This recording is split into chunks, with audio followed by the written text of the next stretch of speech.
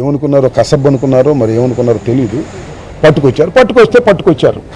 పట్టుకొచ్చిన సంగతి అందరికీ తెలుసు.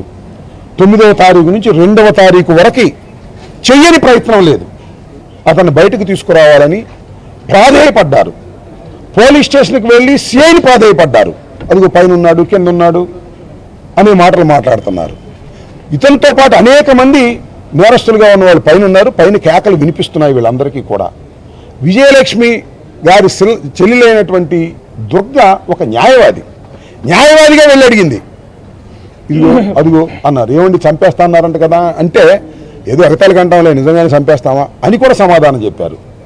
ఆ తర్వాత న్యాయవాద వృత్తిలో ఉన్నటువంటి దుర్గ ఆ చనిపోయినటువంటి సాయికృష్ణ పిన్ని గారు డీజీపీ గారికి ఒక కంప్లైంట్ ఇచ్చారు. విన్నారుగా, డీజీపీ గారికి ఒక కంప్లైంట్ ఇచ్చారు. మా ఓడు ఎక్కడున్నాడో తెలియటం లేదు, ఇది కస్టోడియల్ డెత్ లాగా కనిపిస్తుంది, దీని మీద యాక్షన్ తీసుకోమంటే నో యాక్షనే లేదు. అది కమిషనర్కి పంపించారు. కమిషనర్ పంపిస్తే డీసీపీకి పంపించారు. డీసీపీ చెత్తబొట్టలో వేశాడు. అంతకుముందు ఎంత ఆరాటపడిందో ఈ కుటుంబం ఆలోచించండి. ఏదో ఒక విధంగా బయటకు తీసుకురావాలి, మా వాడు ఎక్కడ ఉన్నాడో తెలుసుకోవాలనే ఉద్దేశంతో తిరిగారు, పోలీస్ స్టేషన్కి తిరిగారు. చివరికి డీజీపీ ఆఫీస్కి కంప్లైంట్ చేశారు. పోలీసులు బతిమిలాడారు. కాళ్ళు గడ్డలు పట్టుకుంది విజయలక్ష్మి గారు వెళ్ళి. కానీ సమాధానం లేదు. ఆ నోటా విన్నారు.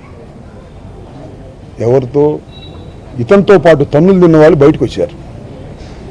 వాళ్ళని అడిగితే మీ ఊరిని చంపేశారని చెప్పారు, కాల్ చేశారని చెప్పారు.